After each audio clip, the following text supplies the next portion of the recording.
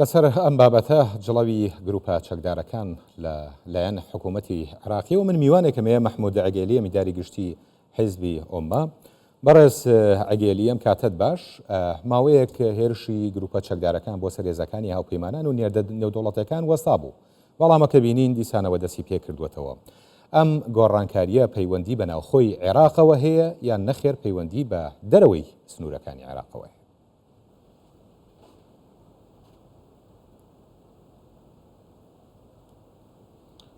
مساء الخير على جنابك وعلى مشاهدينا. یارە باش سڵاو لە ئێوە و لە بینەرانی بەڕێز سپاس بە میوانداریکردنتان بەداخەوە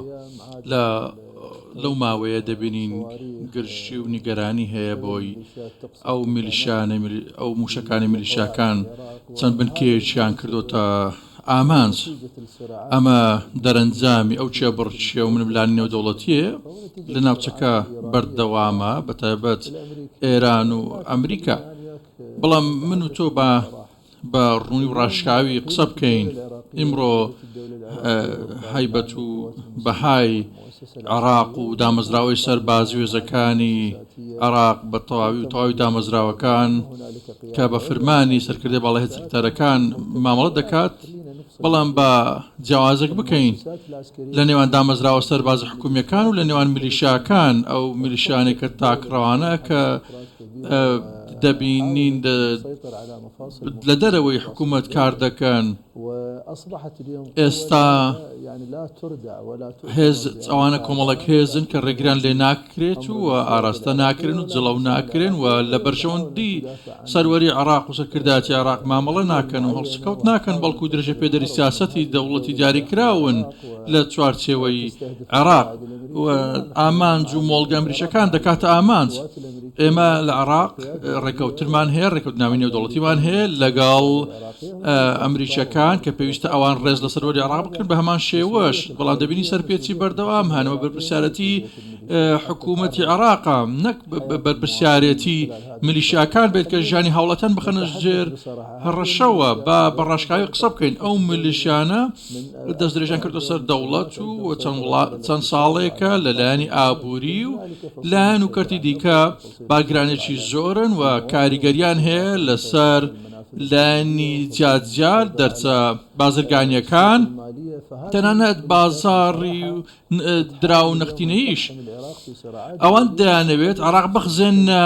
نێو ململانێکی نێودەوڵەتی بەمە جیاوازی بکەین لەو نێوانە لە نێوان دامەزراوە حکوومیەکان و ئەو پرسانەوە لە هەمان کات پرسی فەڵەستینی هەیە پرسی دیکە هەیە. ئێمە ئەوەی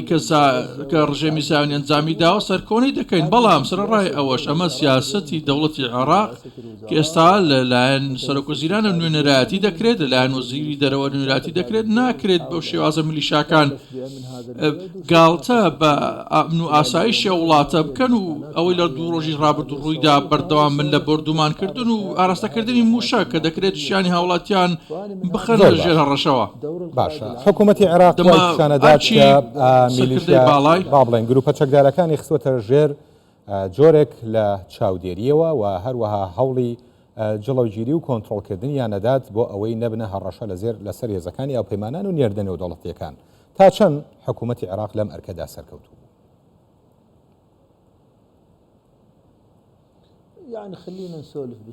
با بە ڕشکاوی لە دوور لە دیبلۆماسیەت قسە بکەین بەبێ مجامەلەکردن پێم وایە حکوومەتی ئێستا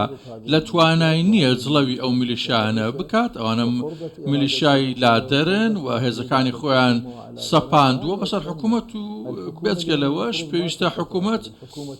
ئەمە بە دوای چارەسەر دابگەڕێت چارەسەر بۆ قەڵاچۆکردنی ئەو جۆرە بزاوتانە و سنووردارکردنی و هێرشانەیە کە هەنوو نێشتنیان بۆ پاراستنی ئەمنیەت و بەهاو سەروەری عێراق. ئێستا حکوومەتی عێراق کە خاوەنی بڕیارە ئەوان خاوەنی ڕەو ڕێکەوتنی نێودەوڵەتیانن کە هەن ئەوان دەتوانن پەنا ببەن بۆ ڕێکاری نێودەوڵەتی و یاسای نێودەوڵەتی بۆ ئەو سەرپێچیان دەکرێتە سەری. پێم وایە ئێستا حکوومەتی شیع سوودانی سەرکەوتوو نەبووە لە جڵەوکردنی و میلیشیانە کە لادەرن لە هەمان کات ژیانی هاوڵاتیان لە چەندین جار خستۆتە ژێر هەڕەشەوە لە تێکڕای پارێزگەکانی عێراق لە ساڵانی ڕابردوومانکانی ڕابردوو پارێزگای هەولێر و پارێزگەکانی دیکەش بردومان دەکران لەلایەن ئەو میلیشیانە بۆیە پێم وایە حکوومەتەکە لە دەسەڵاتی نییە توانای نییە بەڵام خوازیارین بتوانێت لەو قۆناغی کە هەرێمەکەی پێدا تێدەپەڕێت ڕۆڵی هەبێت ئەو بەریکەوتنیانە کەمتر بکرێنەوە عێراق دوور بێت لەو چەبڕچە و ململانی ئەمریکی ئێرانیە کە هەیە ئێمە وڵاتێکین کە هەین کیانێکە خاوەن پەرلەمان و حکوومەتە ئەو باشپرسێ و بابەتانەیە مەترسی هەیە کە عێراق بخزیێتە نێو ئەو جەنگ و ململانەیەی کە لە نێوان یان ئەو جەنگ و ململانەیەی لە ناوچەکەدا بە شێوەیەکی گشتی هەیە بە تایبەتی لە نێوانی ئیسرائیل و ئێراندا ئەم مەترسیەت چەنێ لە جێگەی خۆیەتی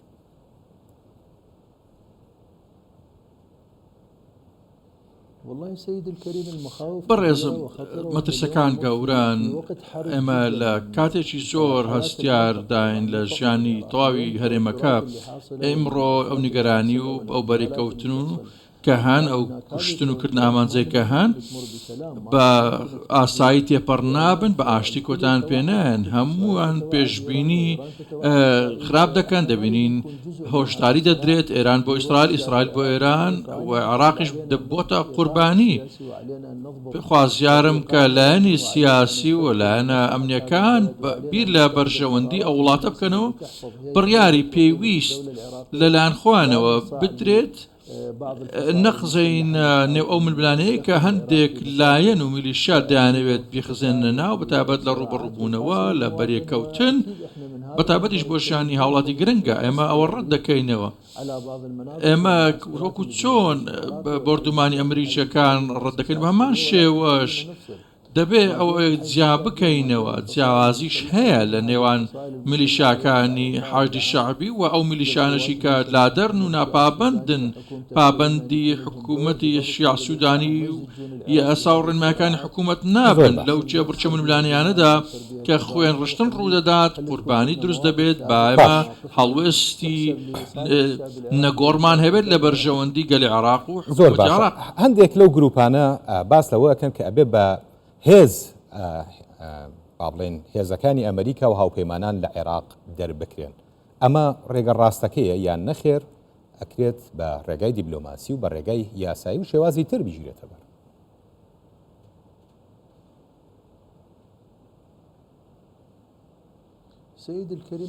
بەڕێزم هێزەکانی ئەمریکا کە هاتوونەتە ئێرە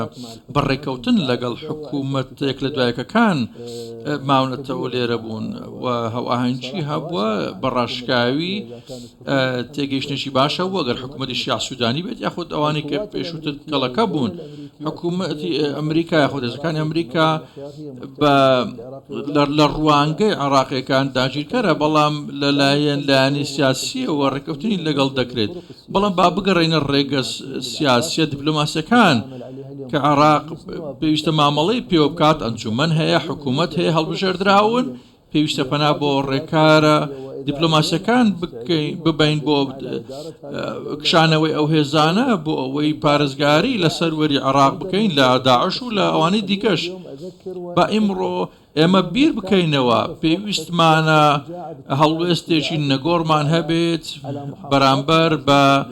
لەشکر کێشەکانی هێزە هەرێمیەکانی تورکیا ئەوانی دیکەش ئێمە بتوانین هەمومان هاوڕابین چارەسەری کێشەکانمان بکەین پارێزگاری لە خوێن ڕشتن بکەین خوێنی کورد خوێنی تورکمان و عەرب هەموویان خۆشەویستن بەلای ئێمەوە پێویستە ڕێگری لەو بەریکەوتانە بکرێت هاوڵاتی هەژار نەکرێتە ئامانج ئێمڕۆ دەبینین کە باردۆخیان خراپە ئێستاش دەبنە قوربانی بەهۆی میلیشیاکانەوە دەبێت پەنا ببرێتە بەر ڕێگەی دیپلۆماسی و سیاسی حکوومەت و پەرلەمان ئەو توانستیان تێدایە بۆی بەڕێزەوە مامەڵە بکەن و ڕووبکەنە چارەسەری دیپلۆماسی بۆ کشانەوە و دەرکردنی هێزەکانی ئەمریکا لە دوایین پێشاتە گروپێک چەکدار لە سنووری نێوان ئوردون عێراق جێگیر کراون حکوومەتی ئوردنی هۆشداری داوە لە جێگیربوونی ئەم گروپە کە ئەگەری هەیە ئاسمانی ئوردن بۆ هێرشکردنە سەر ئیسرائیل بەکار بهێنن بە فڕۆکەی بێفڕۆکەوان ئەم مەترسی ئوردن چەند لە جێگەی خۆیەتی و کاریگەری چیە بێت لەسەر بارودۆخی ناوچە بسيد الكريم خلينا بەڕێزم با یەکەم جار ئێمە وەکو بیر دەکەینەوە بەڕێزەوە باس لە پاراستنی سنووری و سنوورەکان و سەرۆرەکانمان دەکەین و باس لە دەبێت سەروەری ئەوانی کەش بپارێزین ناکرێت ئێمڕۆ ئێمە تێپەڕ بین ئەو چەکدار ئێرانیانە بە عێراقدا تێپەڕ بن و تەراتیان بکەن سەروەری وڵاتانی دیکە بکەونە ژێر هەڕەشەوە ئێران دەرچەی خۆی هەیە پەیوەندەکانی خۆی هەیە دەتوانێت بگاتە هەر شوێنێک عێراق ناکرێت ببێتە ترانزیت و ڕێڕەوی ئەو هێزانە بۆ گەیشتن بە شوێنی دیکە دەکرێت پەیوەندی ئوردون و عێراق بەهۆی ئەمەوە بکەوێتە ژێر هەڕەشە و مەترسیەوە ئێمە نابێت قوڵایی هێزی عەرەبی لەدەست بدەین هەمان کات لەگەڵ هەرێمەکەش بەریەکەوترمان هەبێت هێزە ئەمنیەکان و هێز هەواڵگریەکان تەواوی دامەزرا هەواڵگریەکان ئەو چەکدارانە دەناسن ئەوان بە عێراقدا تێپەڕیون و گەیشتونەتە ئوردن ئایا ئەوە بەو شێوەیە ئەگەر ئێمە ئاگادار بوون بۆ ڕێگەمان پێداون لەگەڵ وڵاتانی هاوسەیە بەرێکەوتنمان بۆ دروست بێت ئەمە لە ڕوانگەی عێراق و خەڵکی عێراقیش شتێکی خراپە پێم وایە ئەمە عێراق دەخزێنێتە نێو کێشەی دیکە ئێمە نابێت لە بری خەڵکی لە بری ئێران شەڕ بکەین بەڕێز مەحموود عەگەلی ئەمینداری گشتی حیزبی ئومە سپاس بۆ بەڕێزتان